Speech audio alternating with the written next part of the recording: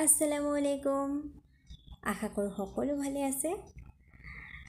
আজি এই ভিডিঅ'টোৰ যোগেদি মই সকলোকে শুক্ৰিয়া ক'ব বিচাৰিছোঁ, কিয়নো মই সকলোকে দোৱা কৰিব কৈছিলোঁ যে মোৰ যেন এটা ল'ৰা সন্তান হয় আৰু আল্লাহে আপোনালোক সকলোৰে দোৱাসমূহ কবুল আৰু মঞ্জুৰ কৰিলে। আৰু বৰ্তমান মই এটা ল'ৰা সন্তানৰ মাতৃ হ'লোঁ।